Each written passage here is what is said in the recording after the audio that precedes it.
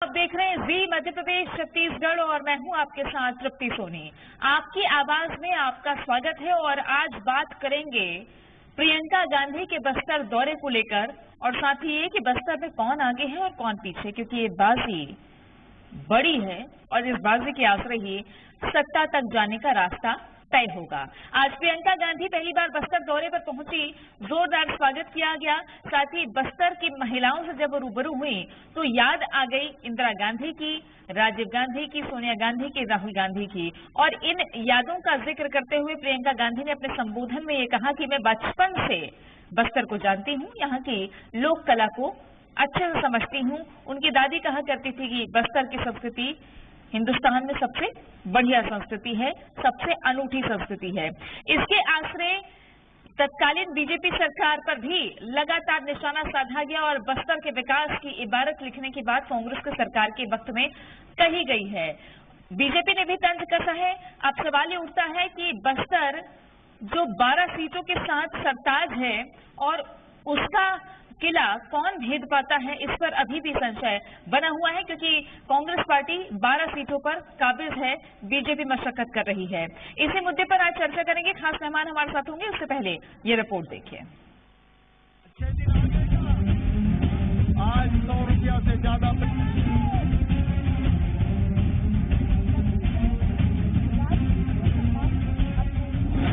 बस्तर में प्रियंका गांधी, तेज हुई सियासी हलचल। प्रियंका गांधी के दौरे का क्या सियासी असर? बस्तर की रेस, कौन आगे कौन पीछे? बस्तर को किस पर कितना भरोसा?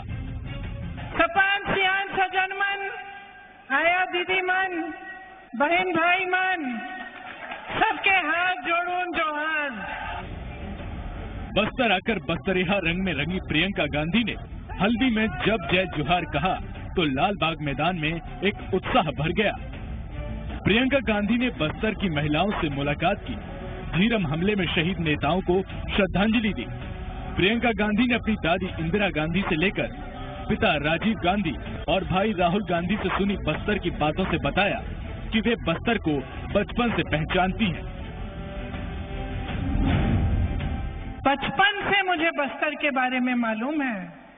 मैं आपकी हस्तकला को पहचानती हूँ, आपकी संस्कृति को जानती हूँ, यहाँ की कहानियों को जानती हूँ और आपके संघर्ष के बारे में सब कुछ जानती हूँ, क्योंकि मेरे परिवार के एक एक सदस्य ने आपके संघर्ष को पहचाना, आपकी संस्कृति को पहचाना और आपके आत्मसम्मान का आदर किया। अब आपके सामने 2 मिसाल हैं। एक मिसाल एक ऐसी सरकार का जो दिन रात आपके लिए काम करती है और दूसरा मिसाल एक ऐसी सरकार का जिसने हमेशा सिर्फ लूट, आपसे अपनी संपत्ति छीनने का काम किया, आपको देने का काम नहीं किया, आपको आत्मनिर्भर बनाने का काम नहीं किया, आपको अपने पैरों पर खड़ा करने का काम नहीं किया। तो सच्चाई आपके सामने है। अब आपको पहचानना है कि आपका भरोसा किस पर है। जब भी मैं बघेल जी के साथ काम करती हूँ, उनसे मिलती हूँ, मैं आपको एक बात बताना चाहती हूँ, कभी नकारात्मक बातें नहीं करते, कभी किसी की चुगली, किसी के बारे में कुछ उल्टा सीधा कभी नहीं करते। हमेशा जब भी आते हैं वो मुझे बताते हैं कि छत्तीसगढ़ के लिए कौन सी नई योजना बनाई है, कैसा नया काम किया है, और मैं उनके चेहरे पर ये देख पाती हूँ कि उनके दिल में सचमुच आपके लिए प्रेम है, आपको आगे बढ़ाने की इच्छा है। तो मुझे बहुत गर्व है कि जो यहाँ की सरकार है उसने आपका भरोसा रखा, आपके लिए इतनी अच्छी अच्छी स्कीमें बनाई। जितना उत्साह नेहरू गांधी परिवार से आई बेटी को देखने के लिए बस्तर के लोगों का रहा, उससे ज्यादा जोश में तो इस वक्त कांग्रेस पार्टी दिखी, क्योंकि बस्तर कांग्रेस का मजबूत किला है, जहां 12 की 12 विधानसभा सीटें कांग्रेस के पंजे में है। अब इस पर प्रियंका गांधी का हाथ साथ हो तो सत्ता और संगठन में जोश हाई होना ही है। इंदिरा जी की पोती राजी और सोनिया जी की लाडली और राहुल जी की छोटी बहना प्रियंका जी आई हैं, पहली बार आई हैं बस्तर में। जोरदार ताली बजा के स्वागत करें। विकास की दिशा में जिला आगे बढ़ रहा है, प्रदेश आगे बढ़ रहा है, संभाग आगे बढ़ रहा है। नेहरू गांधी परिवार से इंदिरा गांधी को हम लोग यहाँ के लोग भगवान मानते हैं। इधर बस्तर में अपना खाता गंवा चुकी बीजेपी ने चुनावी साल में जीत का दंभ भरा है। पूर्व सीएम रमन सिंह ने भूपेश बघेल सरकार पर निशाना साधा है। उन्होंने कहा कि प्रियंका गांधी को बस्तर बुलाकर सरकार शक्ति प्रदर्शन कर रही है। प्रियंका जी या गांधी परिवार की जितनी खुशामद करने में लगे हैं मुख्यमंत्री जी, मुझे समझ में नहीं आता कि कौन सा ऐसे पद में है जगदलपुर बुला के शक्ति प्रदर्शन कर रहे हैं। बस्तर की बाजी ऐसी है जिसे जीतने के लिए राजनीति में एड़ी चोटी का जोर लगाना पड़ता है। मौजूदा हालात में बस्तर की रेस में कौन आगे और कौन पीछे, ये भी सवाल बना हुआ है। खैर अब देखना ये है कि भरोसे पर लोकतंत्र टिका है। भरोसा वो जो जनता का नेता पर है और नेताओं का जनता पर। अब बस्तर को किस पर भरोसा है, ये तो इस साल के आखिर में ही पता चलेगा। रूपेश गुप्ता, जी मीडिया। तो आज चर्चा इसी पर कि बस्तर को किस पर भरोसा होने वाला है, यही एक मुद्दा चुनावी भी हो सकता है। हमारे साथ खास मेहमान जुड़ गए हैं। अमित चिमनानी बीजेपी मीडिया प्रभारी छत्तीसगढ़ से जुड़ गए हैं। साथ ही नितिन भंसाली कांग्रेस के नेता हमारे साथ में जुड़ गए हैं। वरिष्ठ पत्रकार अवधेश मलिक जुड़ गए हैं हमारे साथ में। बहुत स्वागत है आप तीनों का। सबसे पहले नितिन जी, सवाल आपसे है, भरोसे का सम्मेलन 4 साल आपकी सरकार के हुए तो न्याय के 4 साल कहा, अब चुनावी साल है तो भरोसे की बात कही जा रही है। बस्तर में एक बड़ा सम्मेलन, मैसेज क्या देना चाहते हैं? भूपेश है तो भरोसा है, मैसेज क्या देना चाहते हैं? मैसेज तो आम जनता को छत्तीसगढ़ में है, बस्तर को है। बस्तर इन 15 वर्षों में किन स्थितियों में था और आज इन 4.5 वर्षों में किन स्थितियों में है, आप स्वयं देख लीजिए। इस बस्तर में जब बाहर से कोई व्यक्ति छत्तीसगढ़ आता था तो ये पूछता था रायपुर के एयरपोर्ट में उतरकर कि मुझे कोई खतरा तो नहीं है। इतना ज्यादा बस्तर के नाम से खौफ था लोगों को कि वहां पर पग पग पर नक्सलियों का कहर था, जो कि नक्सली बिल्कुल बैकफुट पर चले गए। आज छत्तीसगढ़ के बस्तर में विकास की गंगा बह रही है। पहले ये बस्तर नक्सलियों की गोली के नाम से पहचाना जाता था, नक्सलवाद के नाम से पहचाना जाता था। आज बस्तर की पहचान इमली, महुआ, कॉफी की खुशबू से पहचाना जा रहा है, पर्यटन के नाम से पहचाना जा रहा है, संस्कृति के नाम से पहचाना जा रहा है। जो बंद पड़े स्कूल थे, कॉलेज थे, उनको सरकार ने खोलने का काम किया। जो 1300 आदिवासियों को हमने रिहा किया, जिनको फर्जी नक्सली बताकर जेल में ठूस दिया गया था भारतीय जनता पार्टी की सरकार द्वारा। 4500 एकड़ जमीन जो कि आदिवासियों की अधिकृत कर ली गई थी, उनको मूर्ख बनाकर सरकार बनते ही उस जमीन को कांग्रेस की सरकार बनते ही आदिवासी भाइयों को वापस दी गई। 65 प्रकार के लघु वनोपज की खरीदी की गई। धान का समर्थन मूल्य 2500 रुपया दिया गया। अभी 20 क्विंटल के धान की खरीदी की प्रति एकड़ में घोषणा की गई। तो निश्चित तौर पर हमने वहां पर कांग्रेस की भूपेश बघेल जी की सरकार ने वहां पर विश्वास जीतने का काम किया है और आज इसी विश्वास को जो जीता था प्रियंका जी वहां पर आई, क्योंकि गांधी परिवार का विशेष स्नेह रहा है बस्तर के प्रति। 1955 में पंडित जवाहरलाल नेहरू भी बस्तर आए थे, इंदिरा गांधी जी भी आई थी। इंदिरा गांधी जी ने वन अधिकार पट्टे जो दिए थे उसको डॉक्टर रमन सिंह की सरकार ने छीन लिए थे। उन 5 लाख लोगों को पट्टा, वन अधिकार पट्टा देने का काम भी छत्तीसगढ़ की भूपेश बघेल जी की सरकार ने किया। तो गांधी परिवार से बस्तर का पुराना नाता है। मतलब मैसेज यही है कि प्रियंका गांधी आई हैं और उन्होंने भी आपकी योजनाओं का जिक्र किया, बस्तर में किस तरीके से कांग्रेस ने काम किया, यही मैसेज आपका है चुनावी साल में। खैर मैं अब ले चलती हूँ अमित चिमनानी जी के पास में। चिमनानी जी, पूर्व सीएम रमन सिंह कहते हैं कि कांग्रेस सरकार शक्ति प्रदर्शन दिखा रही है, शक्ति प्रदर्शन कर रही है बस्तर में, तो इसमें परहेज क्या है आपको? क्योंकि जब जेपी नड्डा आते हैं तो वो शक्ति प्रदर्शन नहीं होता है क्या बीजेपी की तरफ से? पहले तो मैं ये बता दूं कि जो लोग भरोसे के संकट से जूझ रहे हैं, उस भरोसे को हासिल करने के लिए ही भरोसे का सम्मेलन करना पड़ रहा है। ये जो एक आध हफ्ते में घोषणाएं हुई थी कांग्रेस की तरफ से जब वो सरकार में आए थे, 4.5 साल से वही रट्टा लगा के रखा है। उसके अलावा एक नया काम ये गिनवा नहीं पाते और उसमें भी केंद्र सरकार की पूरी मदद है।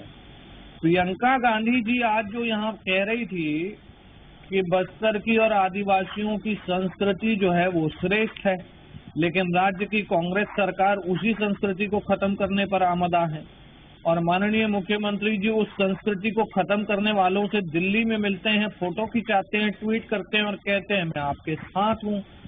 जो निर्दोष आदिवासी हैं, जो अवैध धर्मांतरण के खिलाफ संघर्ष की लड़ाई लड़ रहे हैं, आज कई दिनों से जेल में बंद हैं। प्रियंका जी ने उनके बारे में कुछ नहीं कहा। एक निर्दोष की हत्या पर पूरा प्रदेश बंद रहा। उस घटना को 5 दिन भी नहीं बीते हैं, प्रियंका जी के मुंह से संवेदना का एक शब्द नहीं निकला।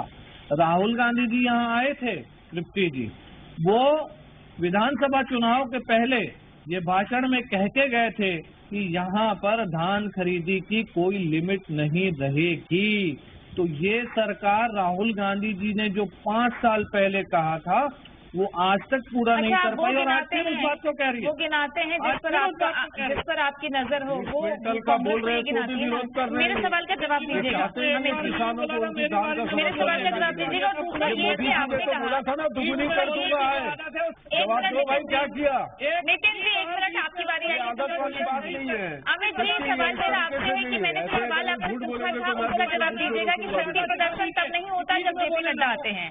दूसरी बात ये कि अगर बस्तर में आपके दिग्गज नेता और राज परिवार के लोग ये शपथ दिलवाते हैं व्यापारियों को कि गैर हिंदुओं से व्यापार नहीं करना है, तो क्या बस्तर में आदिवासी नहीं आते हैं जो व्यापार करते हैं?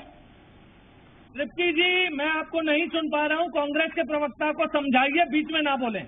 अरे खुद आप सुन लीजिए। नितिन जी, आपसे आग्रह है कि प्लीज शांत रहिएगा। मेरा सवाल आपसे ये है, अमित जी, जो मैंने प्रश्न पूछा आपसे, हमारा व्यवहार मत कीजिए, पूरा डिबेट खत्म हो जाएगा। आप सवाल सुन लीजिए। अमित जी शांत रहेंगे तो आपको सवाल सुनाई देगा। मेरे को आपकी आवाज नहीं आई, वो मोदी जी को भी नहीं आती है। मेरा सवाल आपसे, नितिन जी प्लीज बीच में ना टोकिए। नितिन जी, अमित जी से मेरा सवाल है। अमित जी, मैंने आपसे पहला सवाल ही किया था कि परहेज शक्ति प्रदर्शन से क्यों है, जब जेपी नड्डा आते तो शक्ति प्रदर्शन नहीं होता क्या? दूसरी बात ये कि आपने कहा संवेदना की बात, बीजेपी के बड़े नेता, राज परिवार से भी आने वाले नेता, आपके पूर्व सांसद शपथ दिलवाते हैं कि गैर हिंदुओं से व्यापार नहीं करना है, तो बस्तर में आदिवासी नहीं आते हैं क्या जो व्यापार करते होंगे? देखिए, पार्टी लेवल पर हमको जो बात करनी है हम उसकी बात करेंगे और उसका जवाब देंगे तृप्ति जी।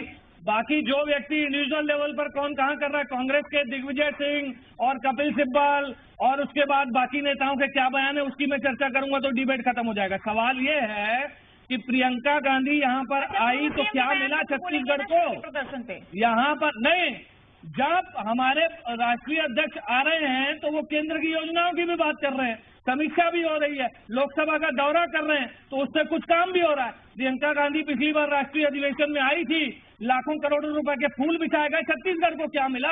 इस बार ये कह रहे हैं बस्तर के विकास की बात कर रहे हैं, दम है तो जवाब दें। फिर बीच में बोले, दम है तो जवाब दें।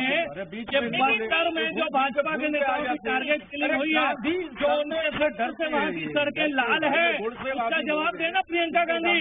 जो उनके भाई 5 साल पहले बोल के गए थे वो इसकी सरकार ने 5 साल में नहीं किया, उसका जवाब देगा। उसका जवाब क्यों नहीं देते? अरे अपनी जवाब देगा, खाली अपनी वाहवाही, जवाब अपनी वाहवाही।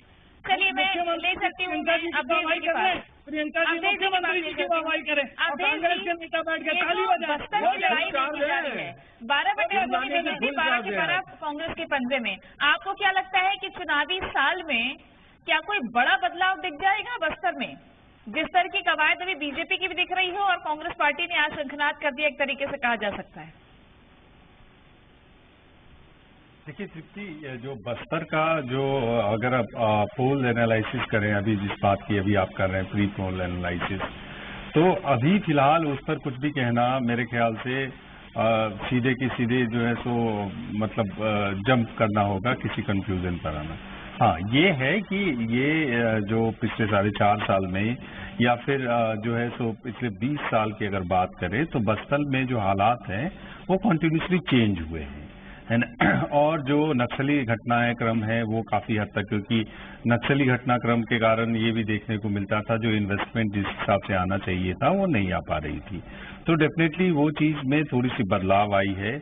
और जो पहले आज से 20 साल पहले जो युवाओं की मेंटेलिटी थी वो अभी जो टेक्नोलॉजी आने के कारण काफी हद तक चेंज हुआ। यही कारण है कि बस्तर में जो एस्पिरेशंस का लेवल है वो पहले से काफी हद तक चेंज हो गया। पहले लोगों को बुलाया जाता था कि आप जॉब कीजिए और लोग भाग जाते थे। अब ये है कि ट्राइबल खुद आगे आ रहे हैं, उनको जॉब चाहिए, वो अपने आप को जमाने के हिसाब से कदम ताल मिला के चलना चाहते हैं। लेकिन अभी भी एक चीज जिसको लेके काफी कन्फ्लिक्ट है कि डेवलपमेंट कैसा हो, है ना, वो एक बड़ा सा सवाल है। क्योंकि अंदरूनी जो इलाके हैं उसमें डेवलपमेंट का कुछ और मीनिंग है, जो शहर के साथ में जो इलाके हैं उसका कुछ और मीनिंग है। युवाओं के बीच में कॉन्फ्लिक्ट है। और साथ साथ ये कहना पड़ेगा कि जो युवाओं का जो रुझान है, क्योंकि देखिए किसी भी इलेक्शंस में युवाओं का एक बड़ा खासा रोल प्ले होता है, क्योंकि वही सबसे बढ़ चढ़ के आगे जो वो कास्ट करते हैं और उनको प्रेडिक्ट करना मुश्किल जी। बस्तर के युवा, बस्तर के युवाओं पर कितना फोकस है? और आज बात जब हुई तो महिलाओं पर ज्यादा फोकस रहा है। सरकार महिलाओं की है, ये सरकार युवाओं की है, ये प्रदेश युवा है। तो यहाँ पर युवाओं की अपराधियों और माफियाओं की सरकार है। रोजगार सृजन हुए हैं बस्तर में। ये बस्तर में बंदूक की गोलियों की आवाज सुनाई देती थी, आज स्कूल की घंटियों की आवाज सुनाई दे रही है। पहले ऐसा होता था इनके शासन काल में स्कूल की बिल्डिंग आधी बनती थी और नक्सली उसे बम से उड़ा देते थे।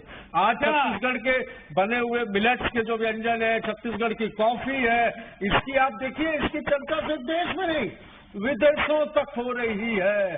तो ये देखना होगा नक्सलवाद में कमी, पर्यटन को बढ़ावा, आपके 65 प्रकार के वनोपज की खरीदी, आदिवासियों को उनकी ली गई छीनी गई जमीन वापस दिलाना, और आपके जो स्कूल थे, कॉलेज थे, अस्पताल थे, सारी चीजों के निर्माण और बस्तर देखिए। आपसे सवाल करती हूँ मैं, जो कि ये बर्दाश्त नहीं कर पा रहे। लोहंडीगुड़ा की जमीन वापसी बस्तर के लिए तो एक बड़ी बात है ना। ये आप लोग नहीं कर पाए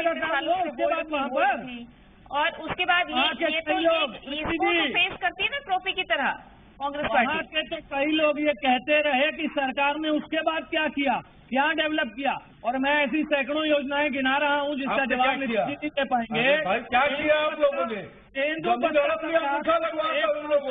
नहीं हुआ है, क्यों नहीं हुआ? संग्राहकों को क्या दिया था मालूम है? चप्पल दिया था, 2 चप्पल दिया था, एक चप्पल 5 नंबर की और एक 7 नंबर की। कांग्रेसियों को चुप कराना तो बताइए, फिर मैं बोलूं। लग जाते हैं आप लोग, अगर चुप कराएंगे इनको तो मैं बोलूं फिर। अरे मिर्ची लगेगी ना बोलेंगे तो चप्पल मिली थी भाई 5 और 7 नंबर की। 4 बच्चे नवजात शिशु मारे गए हैं 4 साल में, उसका जिम्मेदार कौन है? प्रियंका जी को बताए थे क्या? खाली झूठ बोल दिया क्या? वही अमित शिवलानी जो बोले सब सही। भगवान जाने मलेरिया मुक्त बस्तर हुआ है, टीबी मुक्त बस्तर हुआ है, जहाँ पर मच्छरों के काटने से बस्तर